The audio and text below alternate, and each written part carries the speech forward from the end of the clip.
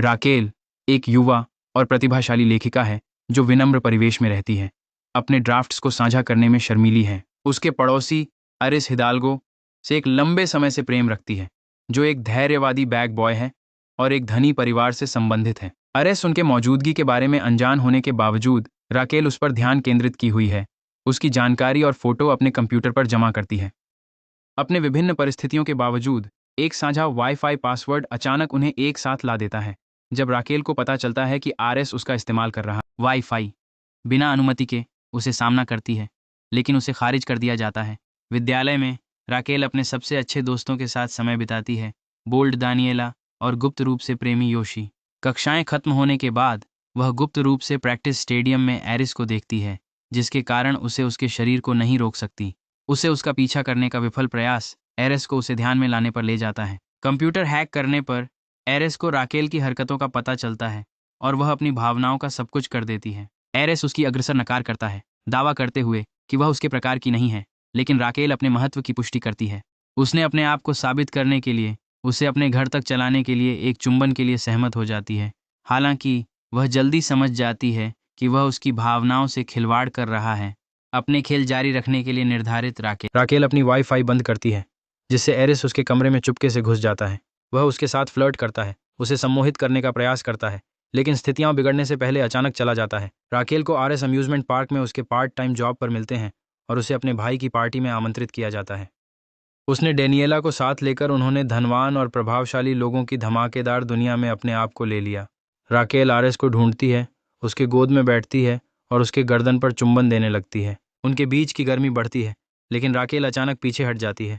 पिछली रात के लिए उसकी प्रतिफल के लिए वह पार्टी में जुड़ जाती है और अपोलो के साथ बातचीत करती है, जिनके सहोदरों ने उसे शराब पीने से मना कर दिया है। राकेल उसे एक पेय को खरीदती है और अपोलो पूरी तरह से नशे में पड़ी डीडीएच जाता है। अपोलो में अनजान राकेल के फोन को तोड़ देते हैं, जिससे उसे एक जगह नींद के लिए प्रस्तावित करें। अपोलो डानियला के बारे में पूछता है, जिसने उसकी आंखों में जाल बिछाया है। एरिस स्वयं क्लोरीन का। एरिस अपोलो के साथ रहता है और राकेल उनके साथ बेड शेयर करना पड़ता है। जबकि अपोलो सोते हैं, एरिस राकेल को संतुष्ट करते हैं। अगले दिन राकेल और योशी पढ़ाई के लिए आते हैं और राकेल को एरिस की तरफ से एक नया फ़ोन उपहार मिलता है। वह उसके घर जाने का निर्णय लेती है उपहार लौटाने के लिए। पहुंचने पर उसे एक महिला नामित क्लॉडिया द्वारा स्वागत किया जाता है, जो उसे एरिस के पास ले जाती है। राकेल की इच्छा होने के बावजूद कि उसने उपहार वापस करने और छोड़ने की है, एरिस उसे रोकता है। वह अपनी इच्छा व्यक्त करता है उसे चुंबन देने के लिए, और राकेल खुद को साहस नहीं करती है। वे अपनी इच्छाओं के सम्मान करते हैं, एक दूसरे के कपड़े उतारते हैं। राकेल का पहला बार है और आरिस सुनिश्चित करता है कि वह सहानुभूति में है। पहले वे दिलचस्प अंतरंगता में प्रवृत्त होते हैं। तब तक योशी धैर्य से राकेल का इंतजार करता है और राकेल के माँ को राकेल के केरल के बारे में एक कहानी बनाता है। एरिस और राकेल के बाद वह अपने पुराने अहंकारी रूप में लौटता है और उसने उसे खींचचाहता रूप से कहा कि वह चली जाए। उसके व्यवहार से आहत होकर राकेल अपने कपड़े जमा करती है, उसका तोहफा फेंकती है और बाहर निकलती है। एरिस बाद में अपनी काउच पर राकेल की हार मिलती है और उसे उसकी तस्वीर भेजता है। वह अपनी हार लेने लौट आती है। आरिस की दोस्तों के साथ उसकी पूल पार्टी को बाधित करती है। वे कभी नहीं खेलने का नियमित अंत करते हैं। जब राकेल आर्टेमिस को क्लॉडिया को चूमते हुए देखती है तो एरिस किसी को पकड़ लेता है और पूल में कूदता है। वे एरिस कक्ष में उसकी हार के लिए जाते हैं, जहां वह उसके साथ मज़ेदार तरीके से छेड़खानी करता है और फिर वे फिर से सेक्स करते हैं। राकेल रात को उसके घर में वक्त बिताती है, लेकिन जब एरिस जागता है वह उसे अकेले छोड़कर भाग जाता है। राकेल जागती है और दूर से एरिस उसे देखता है। उसे योशी से आराम की तलाश है, जो उसे सहायता करता है। उन्होंने डेनियला के साथ एक पार्टी में शामिल होते हैं, जहां राकेल ने एरिस को एक और लड़की के साथ देखा और उसे उदास कर दिया। डानियला ने अपोलो के साथ एक झड़प रखी, लेकिन अपनी गर्लफ्रेंड के साथ चली गई। योशी राकेल के साथ नृत्य करता है, लेकिन वह एरिस किसी और को चुंबन देते हुए भाग जाती है। राकेल, योशी और डानियला शाम के बाकी समय स्विमिंग पूल में बिताते हैं। योशी अभी भी राकेल से प्यार करता है, लेकिन उसे ये पता नहीं है। एरिस शुरू में पार्टी से लड़की के साथ सेक्स करने का प्लान बनाता है, लेकिन अपने विचार बदल देता है। मन और उसके अंत में चीज़ों के साथ जुड़ा होता है। उसे राकेल को सड़क पर नशे में पाया और घर ले गया। जब वह सोने लगती है तो वह अपने बचपन की कहानी साझा करता है, जिसमें उसके माता पिता के बेवफाई का जिक्र है। जिसने उसे यह महसूस कराया कि प्यार एक कमजोरी है। एरिस अपने प्यार का इजहार करता है, जो पहले से ही सो रही है और उसके भावनाओं को अनजान है। अपने पिता की चेतावनी के बावजूद एरिस उससे दूर रहने के लिए माफी मांगता है और एक और मौका मांगता है।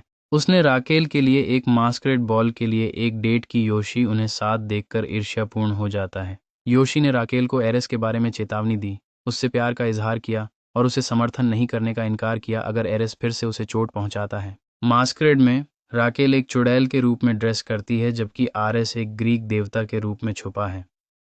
आरएस राक्वेल को अपने परिवार के कार्यालय के छत पर रोमांटिक पिकनिक के लिए लेते हुए राक्वेल को अचानक सरप्राइज करते हैं। वह राकेल के लेखन कौशल की सराहना करता है और उसे दूसरों के साथ अपना काम साझा करने के लिए प्रोत्साहित करता है। राकेल एरिस को अपने प्रॉम पार्टी में आमंत्रित करती है और वे एक प्यार और आसक्ति से भरी संबंध शुरू करते हैं।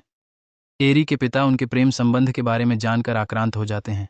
एरिस बहादुरी से अपनी इच्छा व्यक्त करता है कि वह चिकित्सा में करियर बनाना चाहता है और राकेल के साथ एक सरल जीवन जीना चाहता है, परिवार का व्यापार संभालने की बजाय। उसने उसके साथ और अधिक समय बिताने के लिए एक कैफे में पार्ट टाइम जॉब भी लिया। आर्टेमिस ने आरिस की वर्दी खोजी और उसका राज खोल दिया। आरिस परिवार के एक आयोजन में राकेल को अपने माता पिता से परिचय कराता है। हालांकि तनाव बढ़ता है जब पता चलता है कि आर्टेमिस ने राकेल की मां की केटरिंग कंपनी को नौकरी दी थी, जिससे राकेल को असहज महसूस होता है। उदास वह एरिस से सामना करती है और गुस्से में चली जाती है। स्कूल में अपोलो दानिएला को प्रॉम में आमंत्रित करता है, लेकिन उसकी इस संबंध को एक राज रखने का इरादा है। राकेल ने आरिस को ध्यान नहीं देने के साथ उसे बेकरार बना दिया। वह अपने ब्रेकअप से पीड़ित है और उसकी माँ उसे सलाह देती है कि अपनी खुशी के लिए लड़ें और अगर वह चाहती है तो उसके साथ रहें। राकेल अपने घर की ओर दौड़ती है, लेकिन आर्टेमिस उसे दूर भेज देता है। प्रॉम रात है और राकेल ने एरिस को वहाँ इंतजार करेगी उसके लिए। प्रोम में डानिएला को यह महसूस होता है कि वह सिर्फ उस व्यक्ति के साथ रहना चाहती है जिसके साथ वह अपोलो है। उसने अपने डेट को छोड़ दिया और अपने सपनों के लड़के के साथ पुनः एकत्र हो गई। एरिस आ जाता है, लेकिन योशी से टकराता है, जो उससे राकेल के प्रति असभ्य व्यवहार के बारे में सामने आता है। वे लड़ते हैं और योशी एरिस को क्लोरीन भरे पूल में धकेल देता है। राकेल के इंतजार में, जबकि एरिस को एलर्जी का अटैक हो जाता है और लगभग डूब जाता है। योशी उसे बताता है कि क्या हुआ था और वह एरिस को बचाने के लिए जल्दी में भागती है। वह उसे अचेत पाती है और योशी मदद करता है उसे पूल से बाहर खींचने में। उसे अस्पताल ले जाते हैं, जहां राकेल को फिर से उसके परिवार से आमना सामना करना पड़ता है। एरिस ठीक होने के बाद उसने राकेल से कहा कि वह उससे प्यार करता है और वे फिर से साथ हो जाते हैं। घटना के बाद एरिस के पिता उसे डॉक्टर बनने के सपने को पूरा करने की अनुमति देने का निर्णय लेते हैं। गर्मियों को साथ बिताने के बाद एरिस राकेल को छोड़कर स्टॉकहोम मेडिकल विश्वविद्यालय में अपने अध्ययन की शुरुआत करता है। अंततः राकेल अपने और एरिस के बारे में एक किताब लिखती है, प्यार है, और इसे पब्लिक के सामने पढ़ती है। उन्होंने अपने प्यार के लिए लड़ा और एक दूसरे के साथ होने का मौका हासिल करने के पात्र हैं, लेकिन यह पहले से ही एक